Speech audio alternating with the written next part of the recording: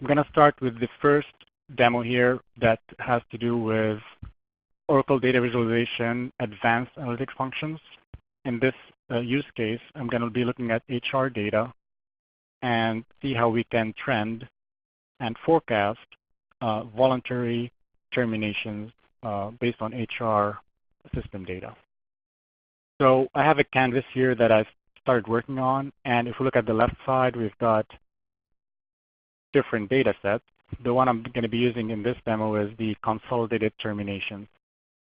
And if we start with something simple, I'm going to select the actual termination date and the number of terminations. And I'm going to ask the tool to create a visualization for me with those two fields. So it comes back with a line graph. That's the trend, graded trend of terminations. And I'm going to add the termination action to that. So I just double click on that, and it's going to differentiate voluntary versus involuntary terminations. Now I can apply filters. So say I want to focus my analysis on everything generated after August of last year. You'd see the whole canvas is now reflecting my filter selection. But this is really hard to interpret what's going on with these two trends. So green is voluntary termination, blue is involuntary. But I'm going to start using some of the advanced functions by right-clicking on the visual and say Add Trend Line. So now I'm able to see easily that the blue line is trending upwards, so that's involuntary, while the voluntary terminations are slightly decreasing over time. Similarly, I'm going to right-click and generate a forecast. So I'm going to say Add Forecast. And now we notice on the lower left side of the screen, there's more information we can define for our forecast. So the method here would be next, the period is 3. And since I'm using the actual termination date, my period here is based on number of days. So I'm going to say forecast 30 days into the future. And the model it's using is called seasonal arena. So that's a good model to track historical seasonality in the data. For example, if you have special operations going on in winter or during the holiday season in December, there may be special yearly trends. Seasonal arena is great to track those for future forecasts. So in my example, I'm able here to quickly predict the next 30 days how my terminations are trending. You'd see again that the blue line is trending up. That's the involuntary, whereas voluntary terminations are going down.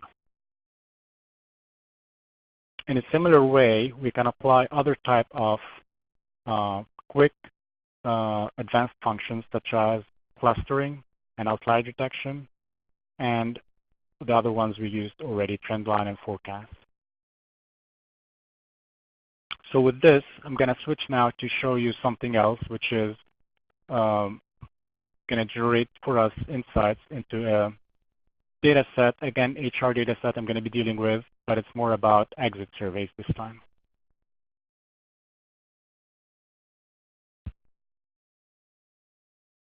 So with this data set, I've got responses from employees who have terminated, and these are typically filled out by voluntary terminations. And usually these surveys get to be long. They have a lot of questions, a lot of insights that the company want to gain about what these employees like or dislike about the company. So if you look at the left side, there's a lot of fields that we collect from these surveys. And it's hard to understand the correlation between the different answers. The visuals we're looking at here are the end result of my machine learning exercise, if you may. But I haven't really created these manually. These were automatically generated for me using Oracle Analytics. And that's what I'm going to show you in this demo. So if I go to one of the attributes of the survey, one of the questions was whether you recommend the company to other people or not. So that's question 11. I'm going to right click and say create or explain, recommend to others. So what happens now when I click explain, it's going to crunch through all the values, all the results, and it comes back with this pop-up that shows me different insights into the survey data. The first part is the basic facts. So in this case, it's showing me that out of all the different responses, 69% said yes, they would recommend to others. 24% said no, and then I got 6% of no answer to that question. And if I scroll down, I'm going to start seeing a lot of automatically generated visuals that correlate the recommend to other question to all the other attributes in the survey. For example, years of service. Those who spend more time with the company are more likely to respond yes to that question. Now, if you look on the left side, there's other areas we can dig into. For example, the key drivers that would cause someone to recommend or not to recommend the company to others. There's going to be a lot of attributes and questions in the survey, so it's hard to figure out where to focus our analysis. But this key drivers tab is going to show us what are the elements that are most likely going to impact this question. And then there's these segments that explain the attribute I clicked on. These segments are going to show me the groups of different people in this case who would answer one way or the other. So again, these are leveraging all the machine learning clustering functions, but we're not doing anything. It's just point and click, and it's going to produce all that for us. And then the fourth part is the anomalies. So this is great for identifying exceptions, things that do not follow the common trends in the data. So we'll look at these one by one. But what's cool about this as well is that I can save these visuals for me if I just click them, and then they're going to be saved on my project. I don't have to come back here. So I'm going to go through it quickly and add some of these that I may be interested in just by checking the marks.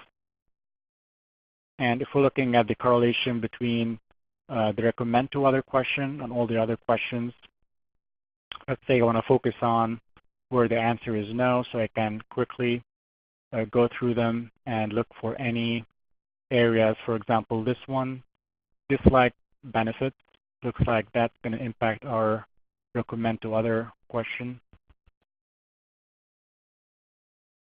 And I keep going down.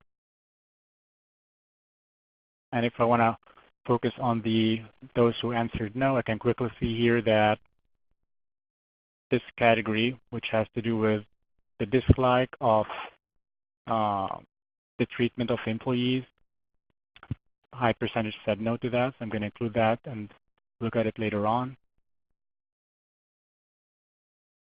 So again, a lot of visuals. So I'm just going to select a few of them and then go to the second tab, which is the key drivers.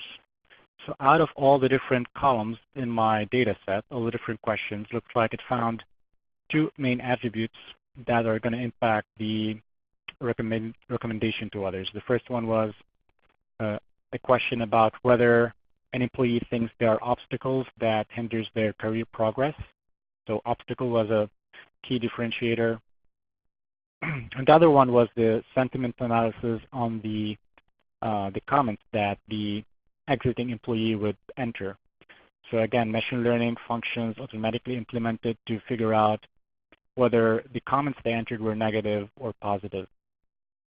So in this case, it's showing me all values, but say I want to focus on just those who answered no to that question and see what's going on with those. So it shows me that those who answered two means yes, there are obstacles, are more likely not to recommend to others. If we go to the segment section, that's where we have the results of the clustering functions implemented for us. It's going to show us groups of people who behave in a similar way. So in this case, it's showing me that 95% who recommended to others belong to certain business units, have certain job functions, and so on. And the final one is what's going to show us the anomalies or the exceptions in the data.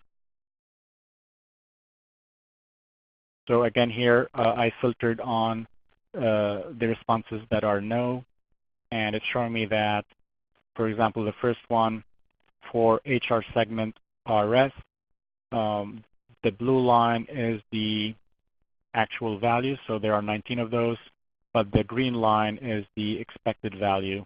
So it's way above the expected value. This is a good anomaly or exception to focus our analysis on this HR segment because it's trending above the normal values. So again, that's normal compared to other segments, other countries, and other attributes in the data set. So I'm going to select this one to include in my project. A similar analysis I got here by country. So for Norway, we see again Norway is going way above the expected value.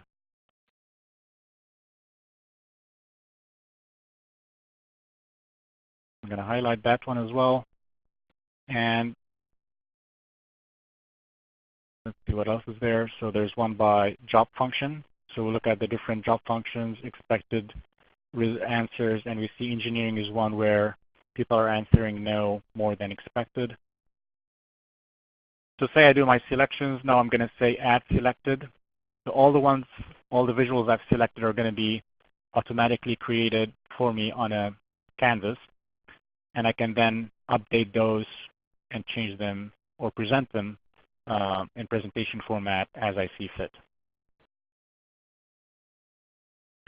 All right, so this concludes the second part of the demo. So we looked at drag and drop functions that we can add to our visuals. We looked at the explain feature, which is going to be automatically generated visuals for us with different clustering and machine learning insights. The third part of the demo is going to be more about training a model from scratch and then applying it against new data. So to do that, I'm going to create what we call a data flow. And when I do that, it's going to ask me what data set I want to use. So a series where I can create a new data set by connecting to the source system, importing data. In my case, I'm going to use the consolidated terminations data set. So again, an HR use case, we're looking at data that has been consolidated from different systems to track employee terminations. And you would notice on the left side, I have a list of all the columns that are available in my data set. And down below, I have a preview of the data that I am working with. And what's cool about data flows is I can see a preview of the data on each and every step along the way to make sure that my changes are reflected properly. Now, when I click on the plus sign, it's going to give me a list of the different transformations that I can apply. For example, I want to filter my data set. I would click here, select the column I want to filter on. Say I want to filter on the source column.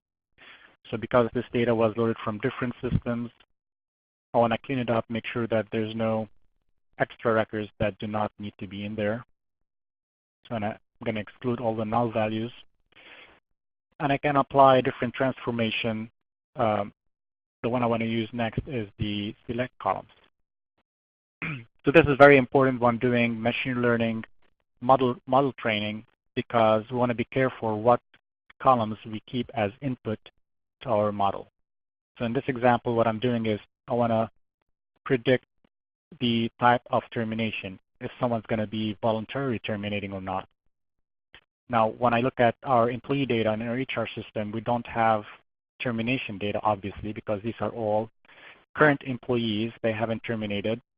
So I want to be careful when I train my data on historical data to exclude any columns that have to do with termination, except for one column, which I'm going to mention next. So here's the list of columns in my historical data. I'm going to go through it. For example, years of service would be something I want to exclude because that is after the fact. Actual term date as well.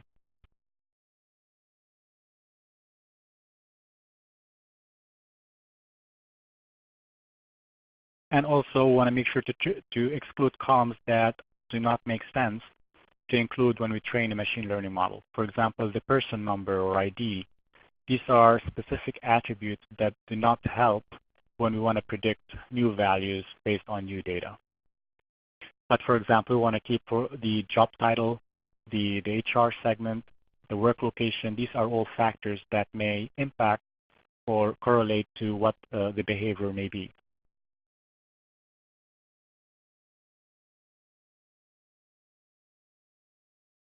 Okay, so the only column I want to keep that may relate to termination is the termination action. So that's what's going to predict whether someone's going to be voluntary or involuntarily terminating. So I selected the columns I want to exclude. I'm going to say remove selected. And next is when I'm going to apply the model I want to train. So down here is the list of different algorithms available. I'm going to do a binary classifier. And these are the different scripts that are built into Oracle Analytics for binary classifications. So it's binary because I'm doing one of two values, either voluntary or involuntary termination. And in my case, I'm going to use the naive-Bayes classification, but you can choose different types of scripts and score each one of them, see which one would be more effective in the prediction. Now, when I select the binary classifier, it's going to, first of all, ask me what is the target column? What is the value I'm trying to predict? In my case, I'm going to be predicting the termination action. And the positive class in target, it defaults to yes, but in my case, it's different. So if I look at the preview of the data for termination action, you would see that it can be either voluntary or involuntary in the data set. So I'm going to say voluntary is my positive class in target. And there are other attributes in the model itself that we can set, but I want to point your attention to one of them really, which is the train partition percent. So it's 80%, and this is really what it means when I talked about the training data versus the validation data. So I talked about the 75-25% earlier. Here it's defaulting to 80%, but I can change it. That means it's going to be using 80% of the historical data for training the model, scoring it, and then the remaining part would be, the 80% would be for training it, and then the remaining 20% would be for scoring it. So that's all I have to do to select my the model I want to train. I'm going to save it, and the model name, I'm going to give it a name. So it's going to be, for example, predict term action. And when I click Save, it's going to ask me to name the data flow so I can refer to it and change it later on if I need to.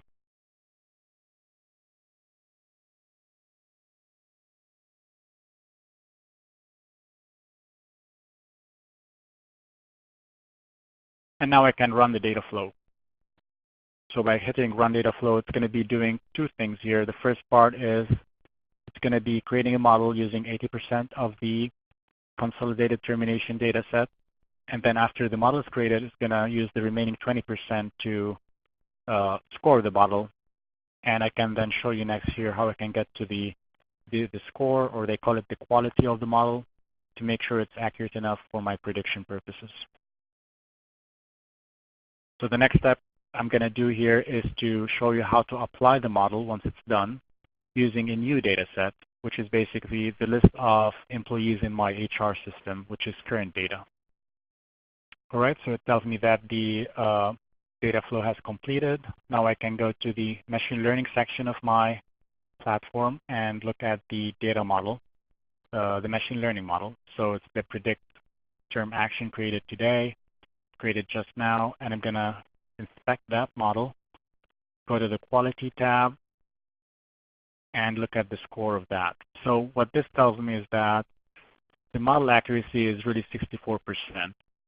So again, this scoring is based on the historical data, the 20%, and there's more input insight into it. It shows me the mapping between actual values versus predicted values. And the blue boxes are the correct predictions. The red ones are the incorrect predictions. So basically, if I add up the 490 plus 158, divide by the total occurrences, that would be my 64%, which is the model accuracy.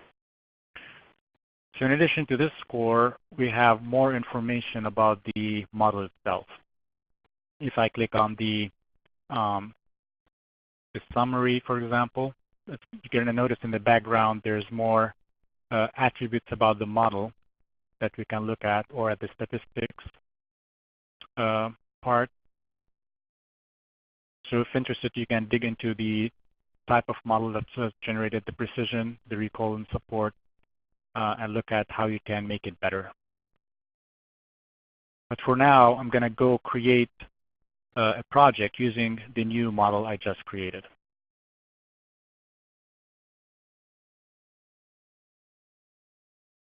So here's where I'm going to go through the final part of applying the model to new data. So I'm going to use now a current employee record data set. That would be something that represents the current employees, so no termination data here. And if I want to do something simple to start with, let me select person number, list of person identifiers, and then I want to click on the create scenario and then select the model that I've just created. Now in here you may have different models that you tried, using different algorithms. This is a good way to compare each one of them. In this case, I'm just going to select the one I created. And we would notice that now I have the predicted term action here, folder generated, and I can drag over the termination action prediction column next to the person number. And that's going to start showing you predicted values against the employees. And in addition to the predicted value, it's going to show us the prediction confidence, the factor that is going to identify how accurate that prediction was. So we got the person number, predicted value, prediction confidence. Now this is very detailed, but it gets more interesting if you do it at a higher level, say at a country level. I'm going to replace person number with country. And I can do visuals as well. So I'm going to select the country and the termination action and create a best visualization. So it's going to come back with an easy way for me to interpret the data. So it comes back with a horizontal bar graph, and we can easily see, for example, in certain areas where there's high numbers or ratios of involuntary termination predictions. For example, this country here, Indonesia, we see a much higher ratio with the involuntary terminations. So we can correct our hiring operations there and take actions accordingly.